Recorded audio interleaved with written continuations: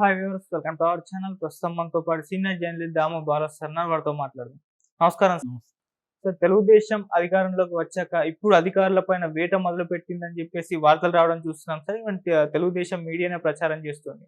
అందుకు తగ్గట్టుగానే అధికారులు రిజైన్ చేస్తున్నారు, వీళ్ళే కొంతమందిని తీసేస్తున్నారు అంటున్నారు. అసలు ఎందుకు ఈ వేట, ఏం జరిగింది సార్? చంద్రబాబుకు ఉన్న అదృష్టం ఏంటంటే మీడియా ఆయన ఏం చేసినా దాన్ని చుట్టూ ఒక కథ అల్లి బ్రహ్మాండంగా దాన్ని ప్రొజెక్ట్ చేయడం. అంటే మనకి పొజిషనింగ్ అండ్ ఫ్రేమింగ్ ఎఫెక్ట్ అంటారు బిహేవియరల్ ఎకనామిక్స్లో. ఫ్రేమింగ్ ఎఫెక్ట్ అంటే ఒక విషయాన్ని నువ్వు ఎలా ఫ్రేమ్ చేసి చూపిస్తావు అనేది. ఇప్పుడు దీన్నే అదే జగన్ చేస్తున్నాడు అనుకో ఉద్యోగుల మీద. జగన్ అరాచకం, ఉద్యోగులు అంతా నిద్రపోతున్నారా, ముద్దు నిద్ర లేవండి, ఉద్యోగులను ఇలా చేస్తుంటే మీకేం సిగ్గుశరం లేదా, ఐఏఎస్లు ఎందుకు ఉండేది, ఇలా ఉంటుంది నేరేషన్. అదే చంద్రబాబు చేస్తుంటే వేట మొదలైంది. జగన్ కి సపోర్ట్ చేసిన వాళ్ళందరూ ఒక్కొక్కడు తోలు తీస్తున్నాడు చంద్రబాబు. ఇలా రివర్స్లో ఫ్రేమింగ్ ఎఫెక్ట్ అనేది ఉంటుంది. అలాగే ఇప్పుడు మీడియా ఏం చేస్తుందంటే నిజానికి ఉద్యోగుల మీద, అధికారుల మీద చంద్రబాబు చాలా డే 1 నుంచి నిరంకుశంగా వ్యవహరిస్తున్నాడు. ఎందుకంటే అసలు అపాయింట్మెంట్లు ఇవ్వలేదు. శ్రీలక్ష్మి కావచ్చు, రామాంజనేయులు కావచ్చు, ఇలాంటి వాళ్ళకంత అపాయింట్మెంట్లు ఇవ్వలేదు. జవహర్ రెడ్డి లాంటి వాళ్ళని వీళ్ళని నీచంగా చూడడం కావచ్చు, వాళ్ళ మీద కేసులు పెట్టడం కావచ్చు, ఇవన్నీ స్టార్ట్ చేశారు. మనం వాసుదేవ్ రెడ్డి చూసాం, బెవరేజెస్, ఆయన ఇంటి మీద దాడులు జరిగాయి, కేసులు పెట్టారు. సో ఇలాగా 1 by 1 ఇదేంటంటే రివెంజ్ స్టోరీ. రివెంజ్ వచ్చి మొదట అధికారుల మీదే స్టార్ట్ చేశారు. తమకి గతంలో ఎవరెవరు ఇబ్బంది పెట్టారు ఇది. మళ్ళీ జగన్ కూడా అదే గతంలో చేశాడు. జగన్ కూడా తెలుగుదేశం ఆయన ఎవరు వెంకటేశ్వరరావు, ఏబి వెంకటేశ్వరరావు లాంటి వాళ్ళని జగన్ ఎలా వేధించాడో చూసాం. దాన్నంతా వీళ్ళు అప్పుడేమో ఇదే మీడియా, ఇదే మేధావులు, ఇదే తెలుగుదేశం వీళ్ళు, ఇదే పవన్ కళ్యాణ్ వీళ్ళందరేమో అప్పుడు ఇదో ప్రజాస్వామ్యమా, ఒక ఆఫీసర్ని ఇలా చేస్తుంటే మిగతా ఐఏఎస్ ఆఫీసర్లు ఏం చేస్తున్నారు, ఇదంతా మాట్లాడారు. ఇప్పుడు సేమ్ అంతకంటే రెట్టింపు ఇంకా పవర్ఫుల్గా చంద్రబాబు చేస్తున్నాడు జగన్ కంటే కూడా. ఎందుకంటే జగన్ కన్నా ఒక బలమైన మీడియా అపోజిషన్ ఉంది. చంద్రబాబుకు అటువంటి అపోజిషన్ ఏమీ లేదు. ఇటు వైసీపీ వీక్గా ఉంది, ఇంకా వైసీపీ మీడియా కూడా మొదటి నుంచి కూడా కంపేర్ చేస్తే వీకే. వాళ్ళకి సోషల్ మీడియా కొంతవరకు పర్వాలేదు, కానీ అది కూడా ఇప్పుడు సైలెంట్ అయిపోయింది. ఎందుకంటే సోషల్ మీడియాలో యాక్టివ్గా ఉన్న వాళ్ళంతా రోడ్ల మీదకి తీసుకొచ్చి మామూలుగా కొట్టట్లేదు, కొట్టి వాళ్ళని సారీలు చెప్పించి వీడియోలు పెడుతున్నారు. కాబట్టి వాళ్ళు కూడా భయపడిపోయి సైలెంట్గా ఉన్నారు. ఇంకా మెయిన్ స్ట్రీమ్ మీడియా అంత ఒక సాక్షి తప్ప వాళ్ళకి మిగతా వాళ్ళంతా TV9 కానీ ఎన్టీవీ వీళ్ళందరూ అంటే అటు ఇటు చూసి ఎటువైపు అధికారం ఉంటే అటువైపే సైలెంట్గా వెళ్ళిపోయే బ్యాచ్ వాళ్ళు. కాబట్టి సాక్షి ఒకటే కొంత వ్యతిరేకత ఉంటుంది. సాక్షి ఎప్పుడు కూడా ఎఫెక్టివ్ కాదు. అదే Telugu Desam media very strong, effective. వాళ్ళ సర్క్యులేషన్ కూడా, ఈనాడు సర్క్యులేషన్ ఇప్పటికి కూడా నెంబర్ 1. సో వీళ్ళ వ్యవహారం వేరేగా ఉంటుంది. ప్రొఫెషనలిజం కూడా మీకు సాక్షితో ఈనాడుని కంపేర్ చేయలేం. ఈనాడు ఎక్కడో ఉంటుంది ప్రొఫెషనలిజంలో. సో అందువల్ల చంద్రబాబు ఏది చేసినా కూడా వీళ్ళు లేపి చేస్తుంటారు.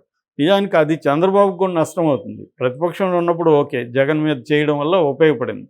ఇప్పుడు చంద్రబాబు చేసేదాన్ని ప్రధాని సమర్థిస్తే జనాలకి అర్థమవుతుంది కదా. ఇప్పుడు డీసీ మీద, డెక్కన్ క్రానికల్ ఆఫీస్ మీద దాడి చేశారు, దాన్ని కూడా సమర్థిస్తే ఎలాగా? అట్లాగే అధికారుల మీద 1 by 1 చర్యలు తీసుకుంటున్నారు. వాళ్ళు ఒకవేళ కేంద్రానికి వెళ్తూ ఉంటే కూడా కేంద్రంలో కూడా వీళ్ళ పరపతి ఇటువంటి దానికి ఉపయోగిస్తున్నారు. రాష్ట్రానికి కావాల్సిన ఫండ్స్ తెచ్చుకోవడం వాటి మీద కంటే తాము కక్ష తీర్చుకోవాలనుకున్న అధికారులు కేంద్రం సర్వీసులకు వెళ్దామని పెట్టుకుంటే అక్కడ ఇవ్వద్దని అని చెప్పేస్తున్నారు. వాళ్ళు ఇవ్వట్లేదు, మళ్ళీ చచ్చినట్టు ఇక్కడికి రావాలి. సో చంద్రబాబు కోపానికి, ఆగ్రహానికి బలవ్వాలి.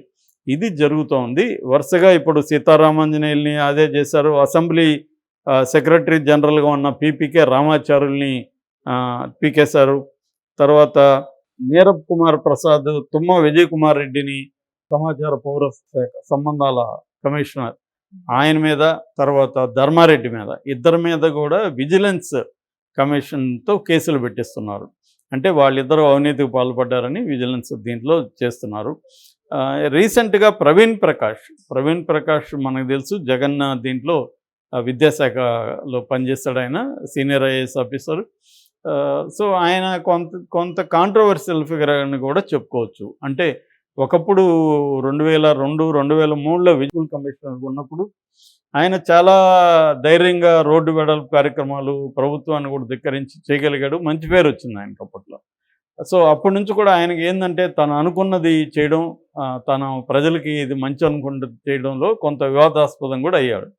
అట్లాగే జగన్ పీరియడ్లో కూడా ఆయన చాలా ఇతర తనకంటే కూడా సీనియర్ ఐఏఎస్ ఆఫీసర్లను కూడా క్యాచ్ చేయలేదని ఇటువంటి విమర్శలు వచ్చాయి. తర్వాత బొత్సకి ఈయన ఏటీఎం లాగా ఉన్నాడని కూడా తెలుగుదేశంలో అప్పట్లో విమర్శించారు. సో ఆయన ఒక రకంగా జగన్కి నమ్మకమైన ఆఫీసర్. సో అతని మీద ఇప్పుడు వీళ్ళు మొదలుపెట్టారు. జిఎండికి అంటే జిఏడికి జనరల్ అడ్మినిస్ట్రేషన్కి అతను రిపోర్ట్ చేయమన్నారు. జూన్లో 25th రిపోర్ట్ చేయమంటే ఇప్పటి వరకు అతనికి ఏం పోస్టింగ్ ఇవ్వలేదు. దాంతో అతనికి అర్థమైంది వీళ్ళు పొమ్మని లేక పొగబెడుతున్నారు, సైలెంట్గా అలా పోస్ట్ లేకుండా పెడితే అవమానకరంగా ఉంటుంది. అందుకని అతను విఆర్ఎస్ తీసుకున్నాడు. యాక్చువల్గా అతను 1994 బ్యాచ్ ఐఏఎస్ ఆఫీసర్. అతనికి ఇంకా 7 ఏళ్ళు సర్వీస్ ఉంది, అయినా కూడా విఆర్ఎస్ తీసుకున్నాడు. ఇమ్మీడియట్గా విఆర్ఎస్ని కూడా వీళ్ళు ఓకే చేశారు. వీళ్ళకి కూడా అది కావాలి. అంటే రకరకాల పద్ధతులు ఈ అధికారుల్ని, బ్యూరోక్రాట్స్ని పగదీర్చుకోవడం అనేది కనపడుతుంది మనకి. సిమిలర్ నేను అందుకనే చెప్తుంటా, ఏ పొలిటికల్ పార్టీకి తేడాలు లేవురా బాబు అని. ఎందుకంటే వైసీపీ అదే చేసింది, అంతకుముందు కేసీఆర్ అదే చేశాడు, ఇప్పుడు రేవంత్ రెడ్డి అదే చేస్తున్నాడు, చంద్రబాబు అదే చేస్తున్నాడు. చంద్రబాబు మెరుగైన పరిపాలకుడు ఎలా అవుతాడు? నువ్వు గతంలో జగన్ చేసిన తప్పులు చంద్రబాబు చేయకపోతే చంద్రబాబును అప్రిషియేట్ చేయొచ్చు. జగన్ కంటే ఎక్కువ చేస్తుంటే ఇంకా తేడా ఏముంటుంది చంద్రబాబుకైనా జగన్కైనా? సో అందుకని ఎవరికి కూడా వీళ్ళకి ఏంటంటే రాగానే వీళ్ళకి రివెంజ్ పాలిటిక్స్ స్టార్ట్ అవుతాయి. తమ గత ప్రభుత్వంలో ఎవరెవరు తమకు వ్యతిరేకంగా ఉన్నారు, ఆ ప్రభుత్వానికి అనుకూలంగా ఉన్నారు, వాళ్ళని పగ తీర్చుకోవడం, వాళ్ళని ఇబ్బందులు పెట్టడం, ఇది జరుగుతుంది. సివిల్ సర్వెంట్స్ పరిస్థితి చూస్తే చాలామంది సివిల్ సర్వెంట్స్ పుస్తకాలు రాసినవి నేను చదివాను. వాళ్ళ పరిస్థితి చూస్తే ఏంటంటే వాళ్ళకి చాలాసార్లు ముఖ్యమంత్రిని ధిక్కరించి చేయలేరు. ఒకప్పుడు అది సాధ్యమయ్యేది కానీ ఇవాళ లేదు. ఈవెన్ మోడీతో ఉన్న చాలామంది పుస్తకాలు రాశారు. వాళ్ళు కూడా గతంలో అయితే మోడీ మేము ఏదన్నా చెప్తే వినేవాడు, మమ్మల్ని అడిగేవాడు. ఇవాళ అదేం లేదు.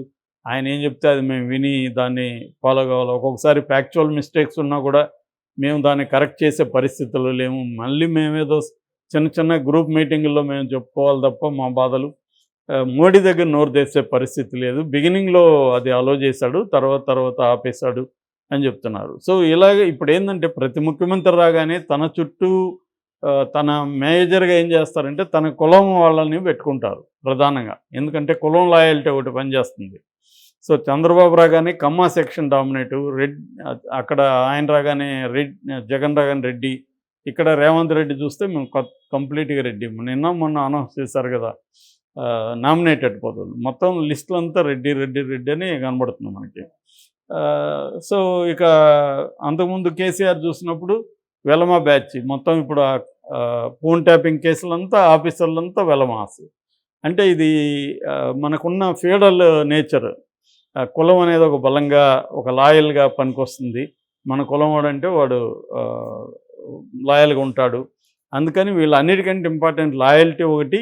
రెండోది వీళ్ళు అనేక అరాచకాలు పాల్పడతారు కాబట్టి, అనేక అక్రమాలు చేస్తారు, అవినీతికి పాల్పడతారు కాబట్టి దీన్ని సపోర్ట్ చేసే బ్యూరోక్రాట్స్ని పెట్టుకోవడం. ఇది మొత్తంగా మనకి ఇండియాలో ఇవాళ ఇది కొత్తగా వచ్చిందేం కాదు, ఇది ఎప్పటి నుంచో ఉంది, ఇది కంటిన్యూ అవుతుంది. అందుకని ఎవరు వచ్చినా అంతకుముందు ఉన్న వాళ్ళని పగ తీర్చుకోవడం. మళ్ళీ ఇప్పుడు జగన్ వస్తే ఈ క్వార్టరీ మీద జగన్ పగ తీర్చుకుంటాడు. వీళ్ళల్లో కొంతమంది ఏం చేస్తారంటే ఈ సివిల్ సర్వెంట్స్ కూడా ఎలా ఉంటారంటే అదేదంటారు, చూసిరారంటే కాల్చి వచ్చే బ్యాచ్ ఉంటారు. సో ఎంత చేయరంటే వాళ్ళు అంత చేస్తారు. సో అలాంటి వాళ్ళని వీళ్ళు కూడా ఎర్రబుక్ ఉన్నా లేకపోయినా రాసుకుంటారు, నోట్ చేసుకుంటారు, రాగానే వీళ్ళ ఇది చేస్తారు. అదే చంద్రబాబు తప్ప ఇక్కడ వేట ఏం లేదు, తొక్క ఏం లేదు. ఎవడొచ్చినా ఇదే చేస్తాడు. చంద్రబాబు అంతకంటే ఎక్కువగా చేస్తున్నాడు.